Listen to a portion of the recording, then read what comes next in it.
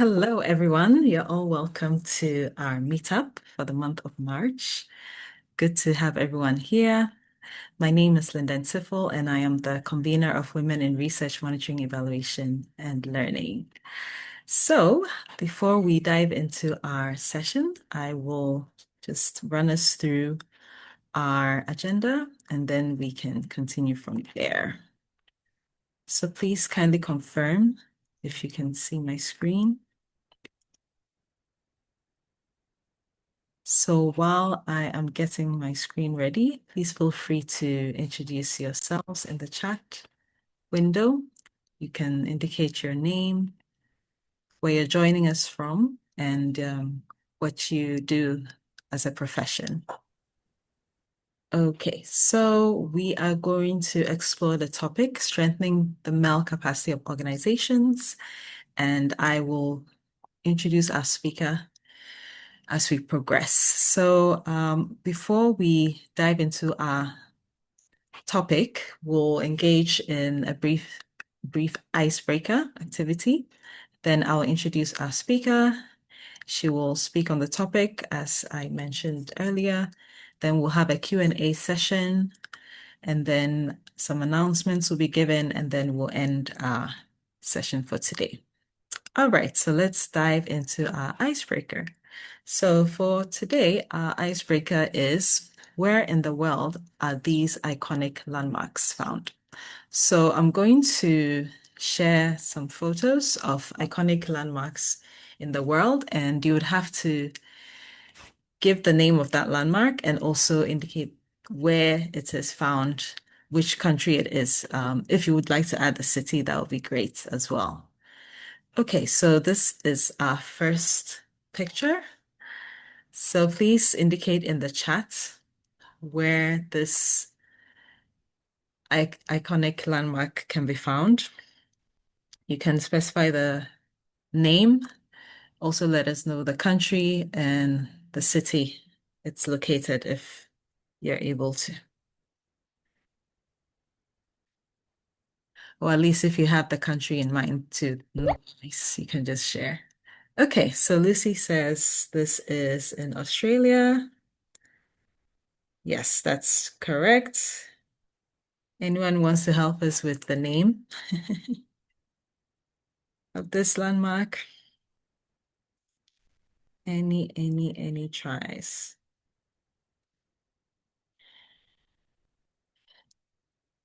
Let me check the chat. Okay. Okay, at least we have one response. Okay. From Lucy, she said Australia. Okay, Christine says Sydney, the Opera House. Yes, that's correct. So yes, well done, Lucy. Well done, Christine, for your responses. Okay, moving on to the next one.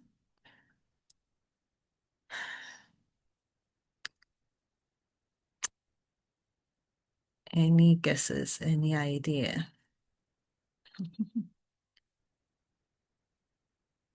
Okay, so yes, Christine says this is in Barcelona. Yes, that's correct. Do you know the name of the landmark? Okay, that's fine. Anyone wants to help?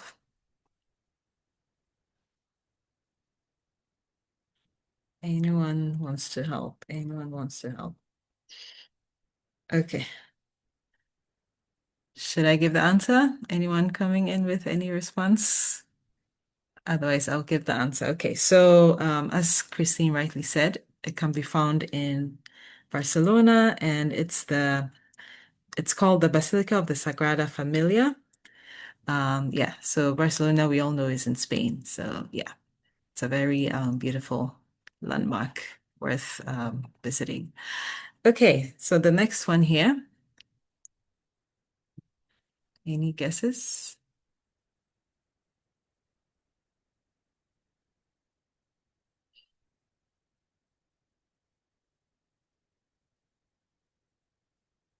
Check the chat. Okay, anyone wants to try?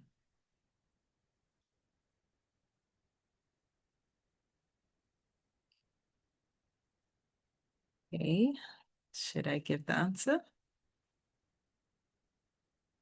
All right, so it's the Great Wall of China, which is located in Beijing province. Okay, so Christine said China. Yes, it's in China.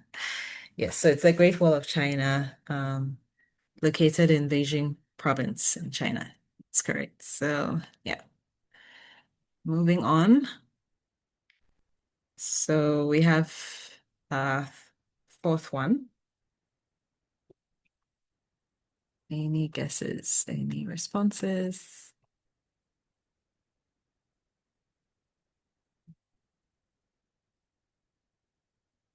Let's see.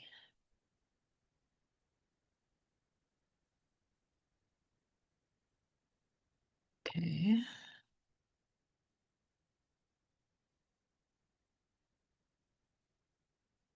Right. I will give the answer if I don't see any answers. Okay, so this one is Christ the Redeemer, and it's in Rio de Janeiro in Brazil.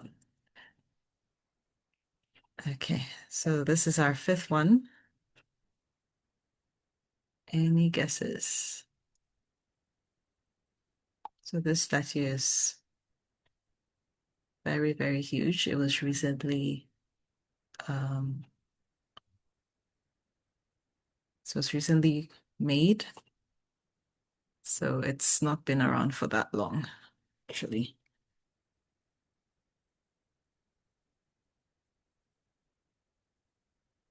Any guesses?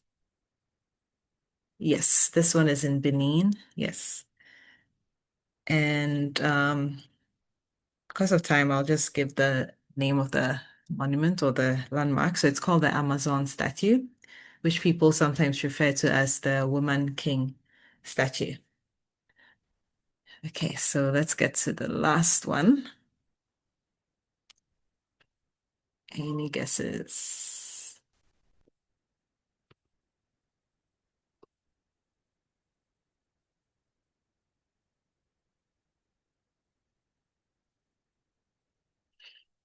Let's see. Do we have any guesses? Any responses?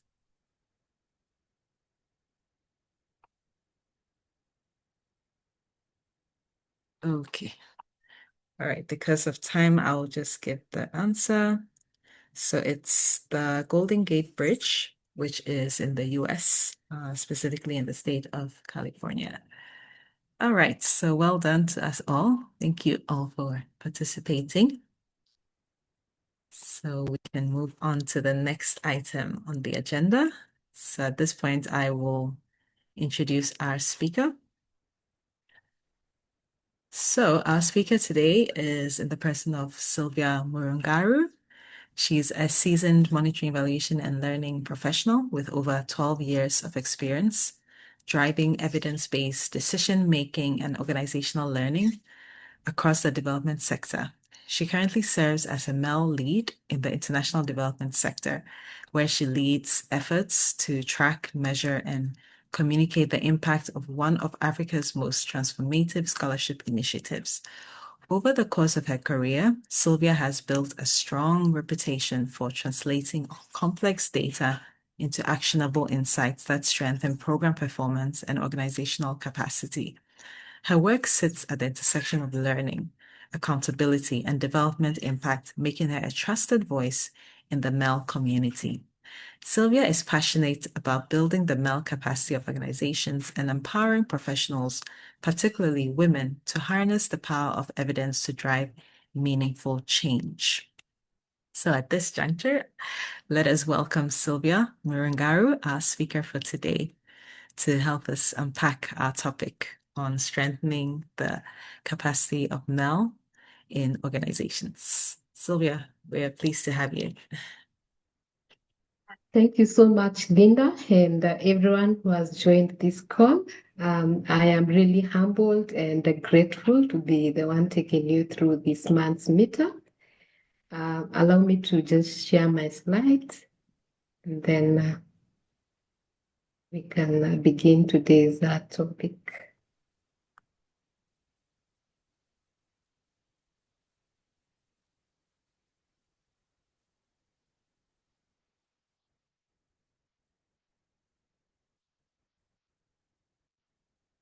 Kindly confirm you're able to see my screen. Yes, we can see. Okay.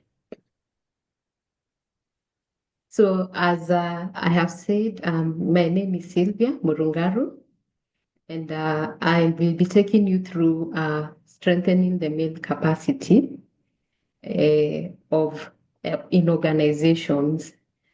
So as Linda has said, um, I've worked in this space for the last 12 years.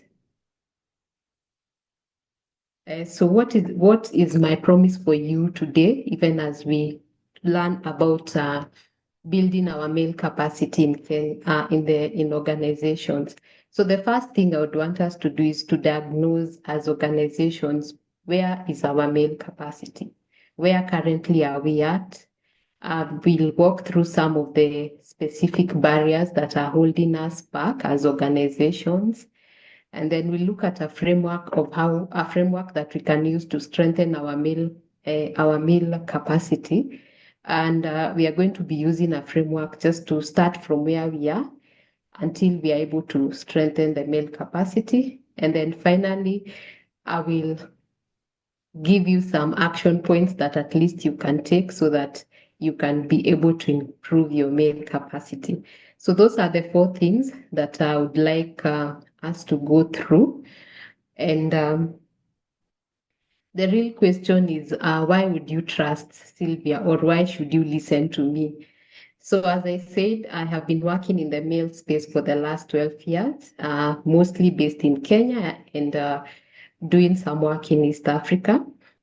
But this is not how my journey began. So I didn't begin as a male professional.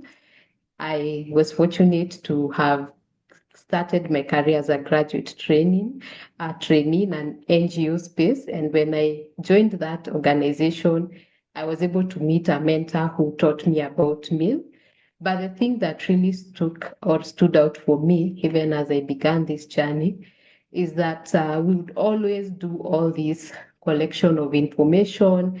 We would go to the field, we would do interviews, focus groups. But when you'd ask people, how is this information being used, you'd always find that the data use was very limited. So there was a lot of activities in terms of let's get the information, but nobody was using the information. And I think that became the turning point for me. I decided for myself, as I continue in this journey of MNE, I would really want the information that I am spending all this time collecting to be used in the organization. I would want to see the value that it is contributing. And so that is really what has even brought the passion that I have for this sector, and also even my desire to just see that MEL is strengthened across all organizations and across the development sector. So I will just go right into it. So I have a question, and I'll ask you if you have ever gone through this, where you see people just have all this, they have all this data, they collect it, but nothing is ever used. Because that is really the gap between our male capacity. When we talk about male capacity, what we want to see is we want to see the data that we have collected, it is having some significant use. And that is what we want to resolve today. So I don't know, by a show of hands, how many of us are working in a space or have ever worked in a space where you had information, but it was really not being used meaningfully. Yeah. You can raise your hand, you can type in the chat. Yeah, so have you ever experienced that? Is this something new to you, or is it something? Yes, I can see Jacqueline has ever experienced that. Is there anyone else who has ever been in a similar situation? Yeah. So there are Jacqueline has responses raised in her the hand. chat. Okay, Yeah. I think I am. Okay, let me see. I'm able. Okay, I can see the responses. So I am seeing I'm seeing Linda has said so. I'm seeing Maureen has also gone through. I'm seeing also Charity has gone through that. And so that's where this topic now becomes very important. Like what we want to ask ourselves as male professionals is how do we move from that space of having all this information to making it become something useful. So I think you're the right people who are supposed to be seated here. And I hope that by the end of this session, we are going to come out with something tangible that we can use for our organizations. So what is male capacity strengthening? Sorry. So male capacity basically means it's building your organization's ability to measure what matters. It's learning from what the data shows you, and then you use that data to improve your work consistently. So you learn how what is important, what matters, and then you learn from your data. So if your data shows you something, you're supposed to learn from that data and make the work that you're doing in the male space better.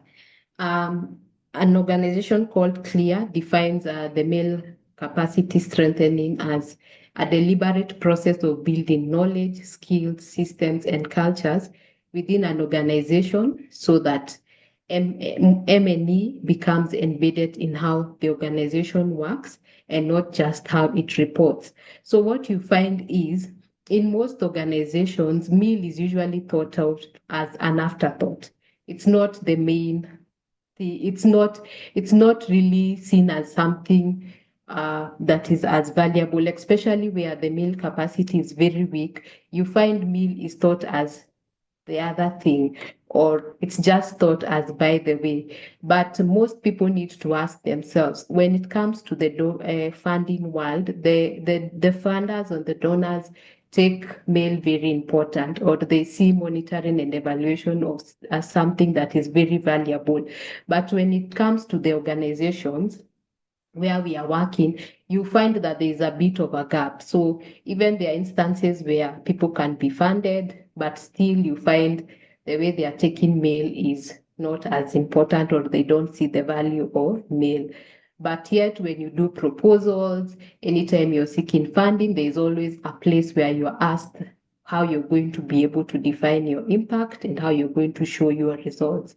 And mail is what is the one that does that. So male capacity building or male capacity strengthening becomes important because it helps the organization to now start seeing how is how male can be used other than just for reports, and how it can become of value to organizations. So I want you to imagine this scenario.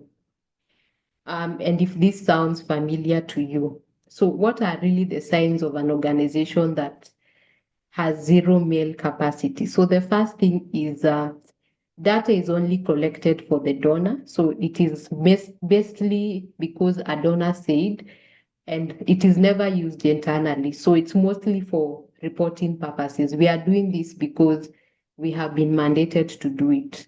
Yeah. So the organization that is collecting the data does not even use the information that they have collected. So in such an organization, you find that there's a log frame that is usually written when they are doing maybe submitting of the proposal. But after that, you rarely find the log frame or the M&E plan being used.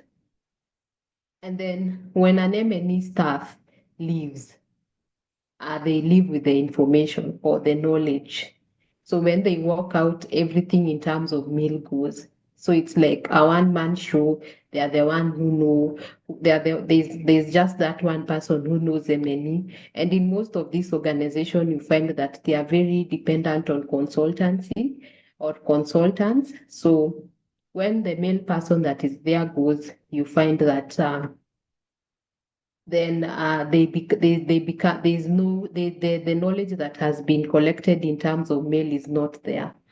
And then one of the things that is usually clearly there when you have a low male capacity is nobody is able to actually answer what change has happened as a result of the program's work. So the program is working, they have all this intervention, but when they are told to show what difference they have made in people's life or to show the impact, they are not able to do it.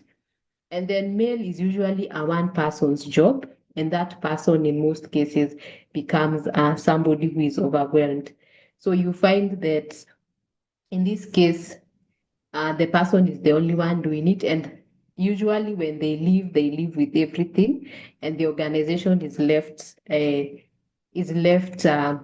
not being able to handle any form of MEL. So why does male capacity building matter and why is it important? When we don't have good male capacity, one of the things that we do is decisions are not made correctly. 70% of development programs collect data but never use it for decision making. So you can imagine, first of all, it is a waste of a resource to be collecting all this information but not being able to use it. So, and if decisions are not evidence-based, then you find even the decisions being made are not, some of them are not factual. And then you find that 1 out of every 3 organizations has no dedicated male function, or it does not have a male staff to do the work. Yet there is a lot of money that is usually put in aid, in aiding in aid and in donation, but yet you find annually people cannot be able to tell what their impact is. So a lot of money is going in, but very little of the money that is going in into this program is able to say what the impact really is, and the decisions are not being made using the data that is collected. So you find the other challenge and the other cost of this is that, sorry, I can see there's a question or a comment.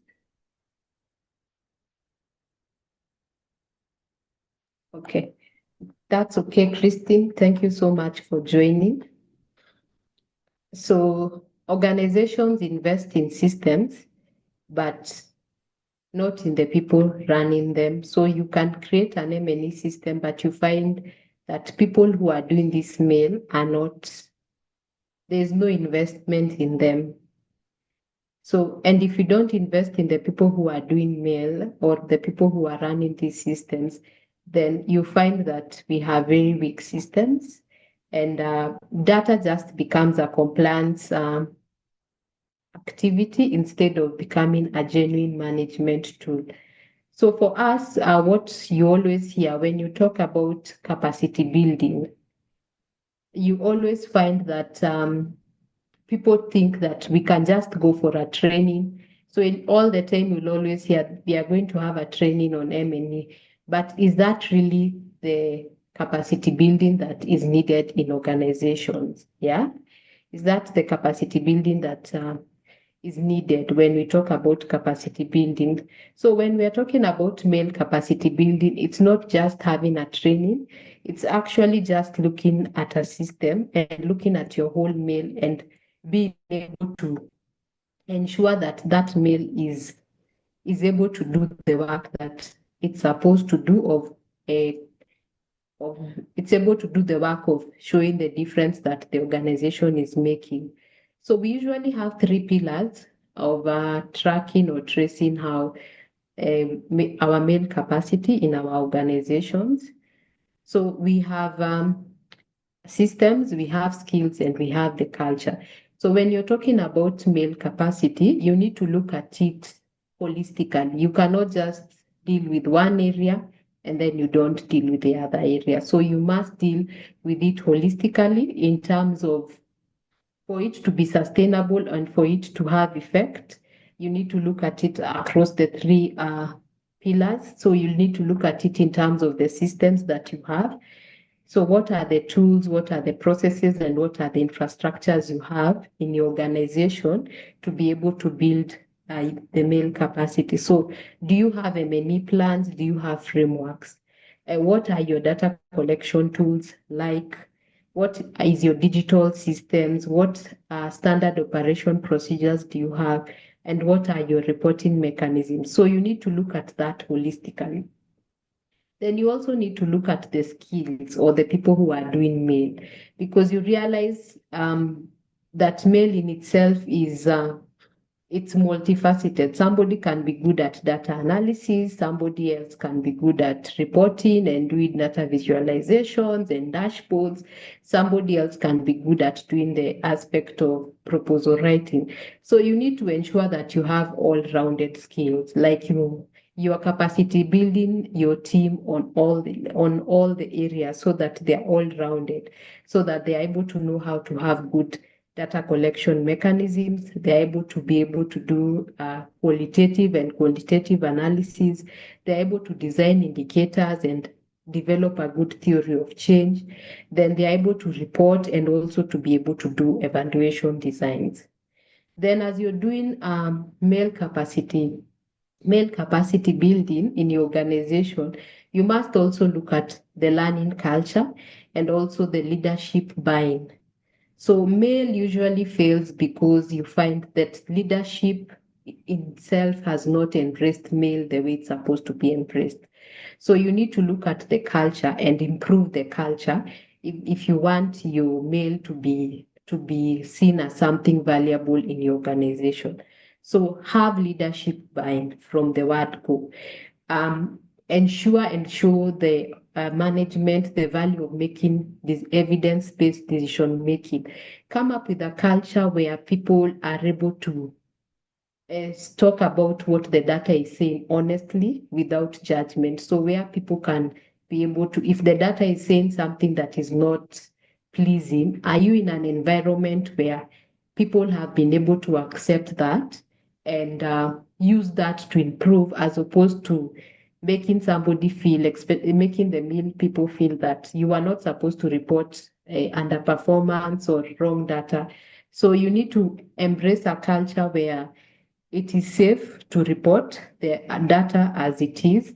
And then you need to have sessions where you pause and reflect and learn from the knowledge that you get, the data that you have. So have learning sessions and also have knowledge sharing. So if you're going to ensure that your MEL is all rounded, you need to look at it using these pillars. And then the question really would ask is, where is your organization today? When you look at the three areas, where is your organization today? So organizations that are at a basic level, basically, in terms of their systems, they have no MEL plan, they have no, they are still collecting data manually, they have no standardized tools to do their data collection. And then in terms of skills, they probably just have one staff. And then you can see that donor, as I said earlier, the culture there is that the donor is only used to speak to, the data is only used to speak to donors, and it's not used internally. So they don't benefit from the data themselves. And that means probably that the organization is not improving its programs, because the data to them is more of compliance instead of something that they see as valuable. So when you're in the second level, where that is where you're developing, it simply means that you have an M&E place in plan. You have an M&E plan that exists, and you have some basic tools. You have a team, a core team that does M&E. And you have some analytical capacity. Leadership is interested. Occasionally, they will use the data that you're collecting as an M&E department to make decisions. Occasionally, you have pause and reflect sessions. But if you're at the advanced level in terms of your MEL capacity, you find that you have an integrated system. You are able to collect data real time. You have experts, and the team has a culture of mentoring each other, so that if somebody leaves, there is no gap. Then evidence drives decisions in the organization. So decisions have to be made based on evidence. And then learning is embedded in that organization. So take a moment, look at where you currently are. Ask yourself, where are we currently? Are we at the basic level? Are we developing, or are we at the advanced stages? And the truth is, most organizations are at different levels across the three pillars. And that's absolutely normal. And it is just, it is upon us who have gotten this knowledge to now go and improve and go to the next level. So this is just to reiterate what I'd said before. When you are at the first stage where we say you have zero MEL capacity or you have very weak capacity, it means no dedicated MEL staff. Data is in papers or it's manual. Reports are written out of memory, and then no learning culture. Then knowledge is lost when staff leaves. Then M&E plan exists, but it's referred to, but it's referred to rarely. Then we have at least a trained M&E person. They are using basic tools like Excel or Kobo Collect to do their data collection. Then occasionally they have learning reviews, and leadership appears interested in MEL. But where we want to strive to go is where we have a dedicated MEL in place, a dedicated team. Decisions are I think I had left on this slide. Yeah. Yes, that's Where I right. was telling you I was walking you through where we are aiming to go. We are aiming to have a strong MEL capacity, and we were saying that means you have a dedicated MEL team in place. Decisions are made using data, and you have an integrated digital system. Then we have regular pause and reflect sessions, and we learn from our data. And then there is knowledge documentation, and knowledge is retained within the organization. So it's not that one person has the knowledge and when they go with the information. So there's a system where the organization is able to keep its knowledge and information. So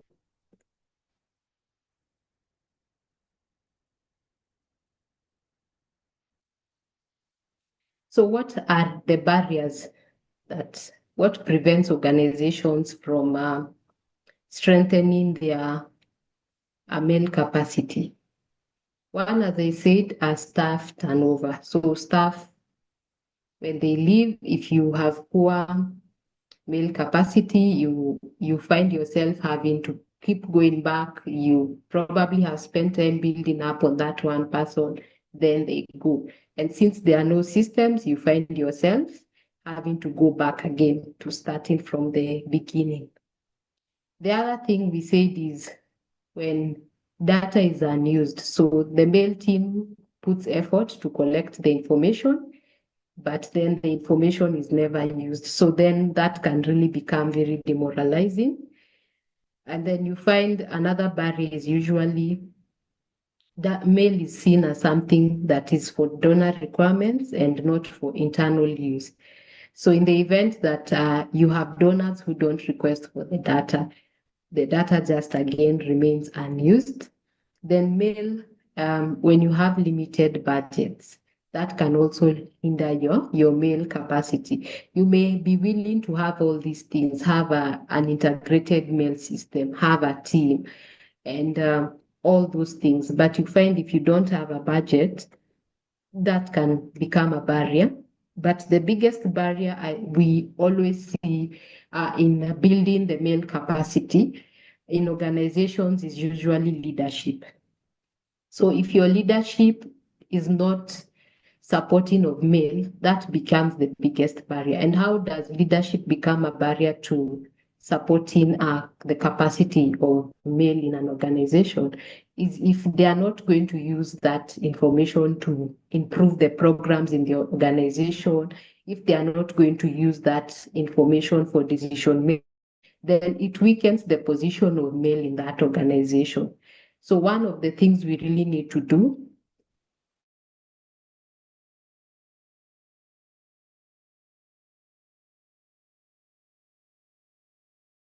male capacity, get buy-in from your leadership so that male becomes something of value.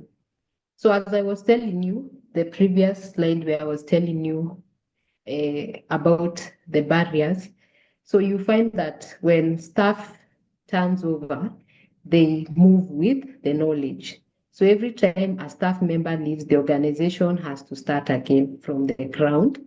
And then because the main knowledge is never documented, you find it is just a repeat process. And in industry, people move from one organization to another.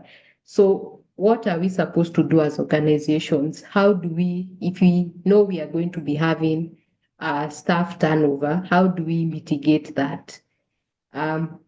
We need to build knowledge management systems from the first day. So from day one, build data management systems in your organization. Have SOPs. A system may be complicated, but you can just have SOPs of your mail processes, and you can have them shared in things like drives, and you document the whole process of how your mail is done, so that if this person goes, the data and the processes of doing mail in your organization remain. So knowledge must outlive any person. So don't let your M&E data or your M&E skill be on one professional who knows everything. As an organization, come up with ways of separating that from an individual. And you do that by creating COPs, having shared drives, documenting how you do your M&E process. And that's why it's actually very important to have things like M&E plans, because an M&E plan is a document that you can keep in your organization that shows you how you're going to do your activities. So ensure you have those things in place. Then in the issue of collecting data, like you have teams spending time in the field collecting data, but it's never used. It just sits there and it just goes to only donor reports. We need to embrace and work towards having a pause and a reflection session in our program cycle. So create an opportunity, even if it is during your monthly meetings as organizations, where you pause and reflect and ask yourself as an organization, what is this data really telling me? So that now the data speaks to the organization and to the program team. It's not just this is done because somebody requested the information, but you as the organization, every time you embed that culture, you are able to see the value of the data that you're collecting and you are able to improve. And then again, using data just because of reports. So staff think mail is what we do for reports. So mostly you are the data person. So people see you as the person who collects data and they are wondering what it is for. And we need to portray a culture or try to show our organizations that data or mail is actually there to improve our work, so that it becomes about learning and not just for compliance. So it's something of value because we are using it to improve. So for us, we need to refrain monitoring and evaluation to become a management tool and to show how evidence improves decision. And this is what we use actually to shift that leadership barrier. You need to show your leadership the value that the data you have is bringing to them. Yeah. So in terms of budget, MEL is absorbed into program costs, treated as overhead, and staff are not given time, training, or resources to do it well. So one thing we need to do is we need to invest, at least invest in one person first. If you don't have the budget, try to use free tools that are easily available, things that don't cost you much. You can even build a system using something like Excel and have data tools like Kobo Collect, free tools that you can use that are systemized, yeah, so that you are able to have a system and not rely on just individuals, and have these things put in a shared drive. So let's just go through the how and really the practical steps and how you can start from where you are right now to be able to become and build the capacity in your organization. So the first thing is you need to diagnose where you currently are. You cannot treat what you don't know you have. So before you start anything else, you need to assess where your organization currently is. So use the 3-pillar framework. So check where you are in terms of your system, your culture, and your skills. And be honest with yourself. So identify what is weak. You could be having a very dedicated team, but your culture is weak. Or you could be having a very good system, but again, the people you have don't have the skills. So which is your weakest point? That is where you start. So diagnose first. Diagnose where you are, and your weakest point is what you use to, is where you start to do your capacity building. That's where you start to strengthen. Yeah, you're only as strong as your weakest point. So that's the same thing with your MEL, the MEL in your organization. So look at what is the weakest and work on that first. Then, as I said, invest in one person, somebody. Identify one person in your organization who cares about data. So mentor internally, invest in them, train them, mentor them, let them go for training. Then have the one person who is committed to do MEL. And then, as I said, develop simple systems. Don't, as much as we said, for you to be strong, you need an integrated system. Do not make your system complicated. Start with simple tools. As I've said, Google Drive, free tools. And when you get the money, you improve to other sophisticated tools or a sophisticated system. So standardize your data collection. Create one shared space for everything. So everybody knows, and that's where the COPs come in. Everybody knows this is the program we are working in, this is the indicators, these are the data collection tools, this is how we do the data collection, this is how we do the data analysis, this is how we report. And that is put in a shared space and in a shared drive where everybody is able to see that information. So a simple system beats a simple system everyone uses beats a complicated one that nobody touches. So you can have a very good system, but if it is too complicated for anybody to use, you find that it is of no value. So whatever you are going to create, whichever system you're going to have in your institution, ensure that it is simple enough for the people using it to understand it. Yeah, and if you have resources, you can capacity build the team on how to use that system. Then how do you change your culture? As I said, start monthly data review with all the staff. So have a culture where you call people for a meeting and you tell them this is what the data is saying. Yeah. Ask one question in every meeting that you have. What does this data tell us? Yeah. And let the team tell you, and also you tell them what it is talking about. So that way people start to see the value of this data that they are collecting, and also the value of MEL. As I said, make it safe to report bad news publicly and consistently. In your institutions, things don't go as planned. So make MEL a learning tool, not something that makes people feel that they are not performing or they are not doing well. Make it something people use to as a mirror to reflect on where they are. If you look at a mirror today and you find your hair is standing, the mirror is not bad. It has just identified what you currently have. So let's use MEL like that in our institution, that it is there to correct and to improve. So let's create a safe space, especially for us who are in leadership, where people don't feel threatened to say what the truth really is. And then close the loop. Data must complete a cycle. It must be collected, analyzed, discussed, and acted upon. So there is no need of collecting data and then you store it. Or you collect it, you analyze it, and you do not share it with anybody.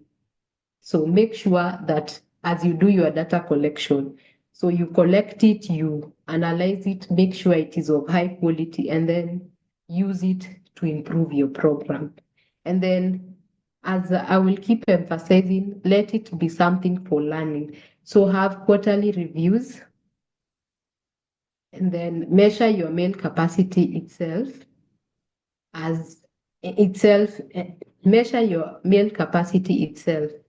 Are decisions changing because of data? So if your capacity is building in MEL, how you know it has gotten to where it's supposed to be is you will start to see information, data being used to make decisions.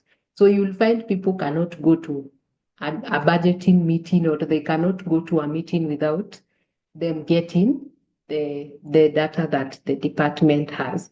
So that is how you'll be able to see that we are actually creating value here, and ultimately we are bringing the change that we are supposed to bring. So as I close, the thing I want to tell us is start where you are and then improve. Start where you are and improve as you go. We cannot all start from being strong male. So wherever you are, whatever you have, start from there and improve. What we want to see is we want to see that our organizations are using the information that they are collecting to make change. And as we do that in this M&E space, and as we advocate for data use, we'll find that the space and the sector is going to have more value. We are going to be treated as more valuable people. So you as the people doing MEL, you as the people in leadership, start from where you are and then grow. So that is where I stop. And I welcome us to have, I welcome questions and any comments. Thank you so much. Great. Thank you so much, Sylvia, for your insightful presentation. So now we are going to have our Q&A session. So please feel free to ask Sylvia any questions you have, or if you have any comments or any experiences you want to share and would like her feedback or her inputs on. So please, you're welcome to ask your questions.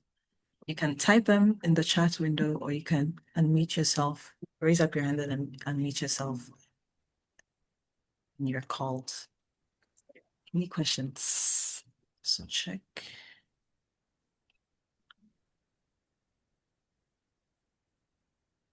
Okay, so we have Charity. Charity, please, you can unmute and ask your question.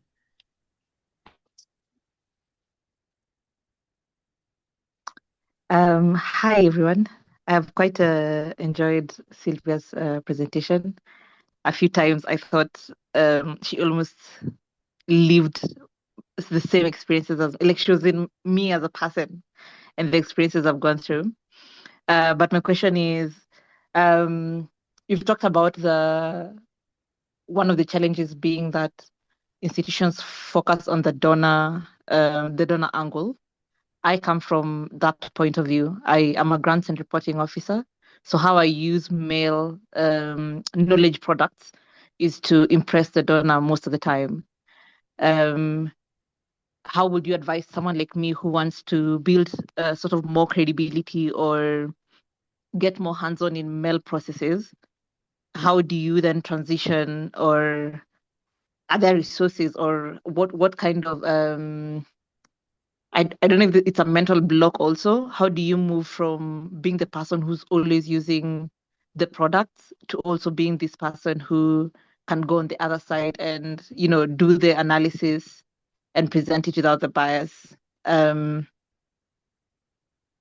yeah, let me know if that makes sense. Thank you.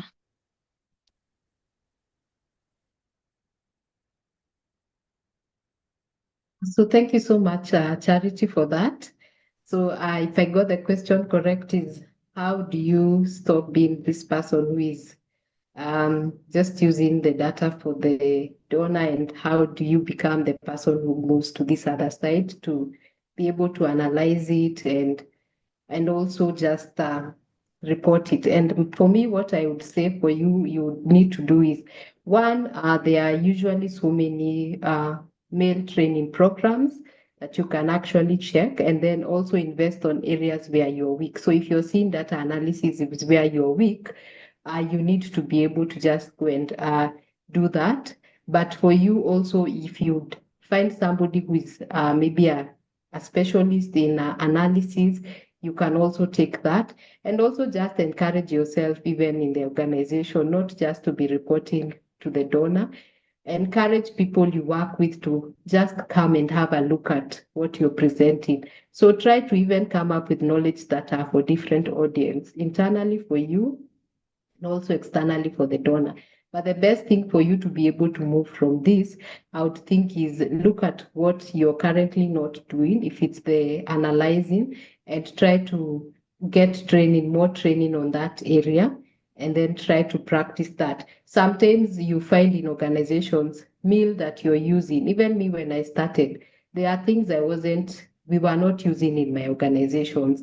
But me, I told myself, if it's about doing things like dashboards and having data visualizations, I just pushed myself. Let me become somebody who is all-rounded. Let me use this skill, because at some point you'll find yourself, maybe you've transitioned, you can get another donor who needs whatever you have, the needs what you don't have. So try to have a learning culture and open-minded and always improve. I think me, I keep going to male trainings, even if things are the same all the time. I really keep just trying to see what is new and to improve. So resources that I would say are free. We usually used to have a very good one for USID.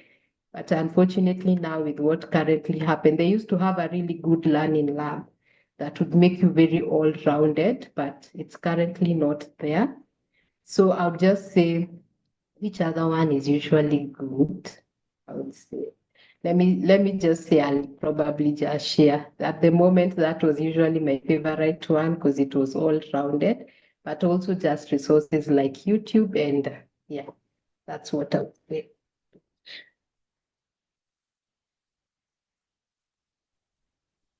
Great. I hope Charity satisfied with Sylvia's response. Yes, that was quite nice. Thank you, Sylvia. Okay, any more questions or comments, feedback, experiences? Okay, while people are cooking up their questions, I will just come in with a question I have. So, Sylvia, you mentioned that it's important that we document, yeah, what we currently do in organizations as far as MEL is concerned. In terms of what to document, or like what resources you should have as part of the documentation, like where do you start, or what should you be documenting? Yeah, if you can just dive deeper into that, that would be great. Thank you.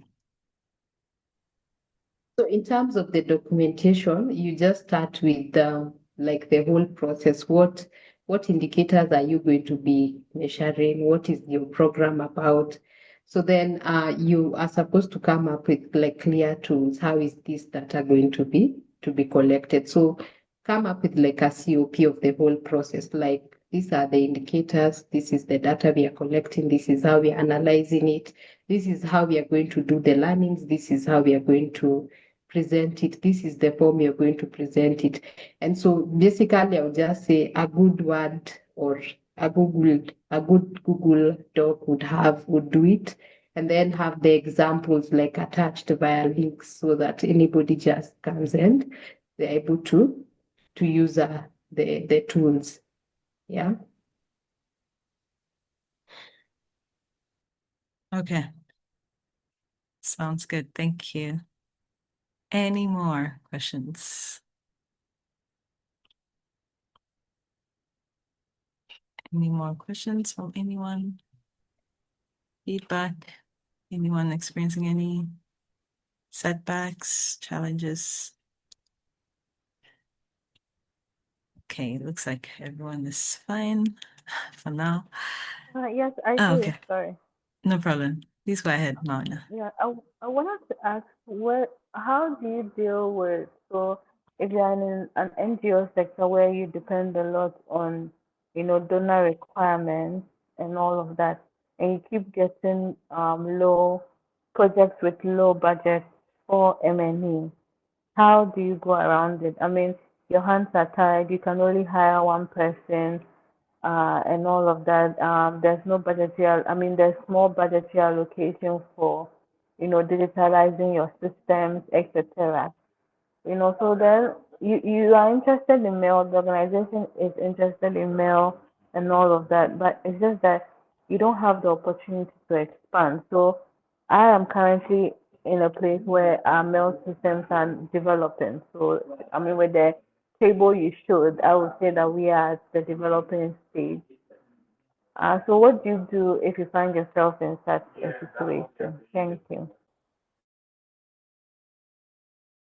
So if you find yourself in the developing stage, so what I said is one, you can build the capacity of that one person so that they become all-rounded.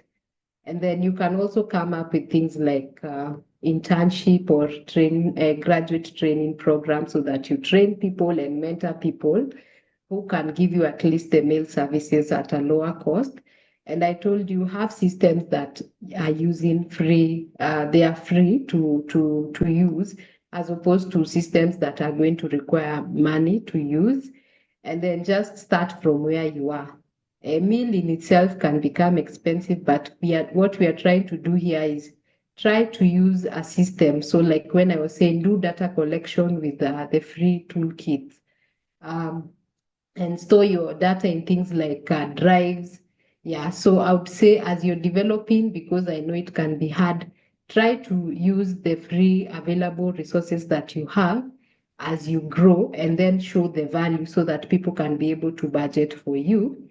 And I like the way people are really sharing the resources. So thank you so much. Please use all those resources. Those are a good place to just go and get to build your capacity. But the idea is use as much free resources that you have to build the system, to grow it. So even when you're doing things like data visualization, don't go for the paid version, go for the non-paid one so that you start growing. And then when you're fully seeing the system is working with that, with whatever you've built, and you're able to come up with data that can be used for decision making, you can be able to bid for more money. But also remove that aspect of that you only use mail for donors. You see, in most organizations, if it's something like accounting, it's not only for donors. It's the accountant will stay there in that organization, not because of donor. But for mail, we always have this thing of us, we are here because of giving reports to these people. Try to sell the idea that these decisions and this data can be used to make to make better decisions for this organization. And that is one thing we also need to do as people who are doing MEL. We need to move from the donor funded space and we start going to corporates where we can be funded. Where we can be paid for the skills. So the skills needs to not become, it needs not to become only for donors. Make it a skill that people see the value of it by always sharing. Even if it's the donor has not asked for something, just present the finding. Tell people this is how you can improve, use this information. And I know they'll be able to appreciate. But basically what I would say is start from where you are with what you have and use as many free resources as you can. Yes. Thank you. Great. I think we have time for one quick question if somebody wants. Okay, Charity. Mine is not a question, but I think just to give this platform their flowers. This is one of the ways I am trying to build my confidence in monitoring and evaluation. And thank you for sharing this with the rest of us. Great. Thank you so much, Charity. It's always a pleasure having you and Hello, everybody. everyone else. Hello, who's speaking? Okay, Leslie. Hello, I'm Leslie. I'm the MEL officer for Global Health System. I work in Cameroon. I don't know. I found this link on LinkedIn through Siva's page, and I don't know if Siva has been seeing me. I've really been following. Recently, I connected with her on LinkedIn, and I've been following a lot of what she's doing.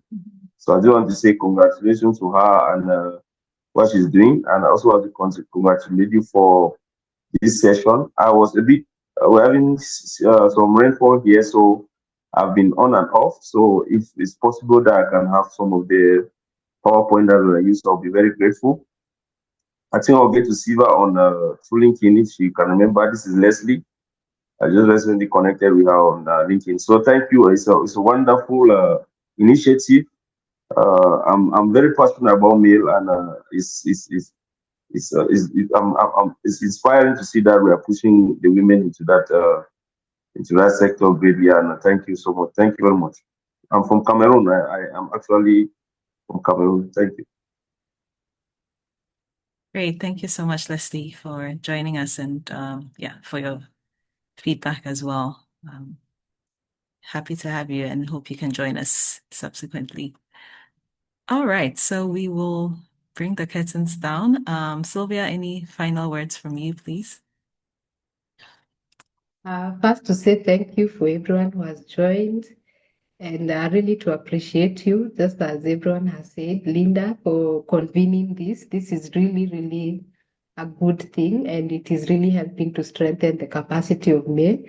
And what I would say to us is let's continue to champion for MEL and let's continue to grow it from wherever you are. Don't see that you need so many things. Start from where you are and then from there improve.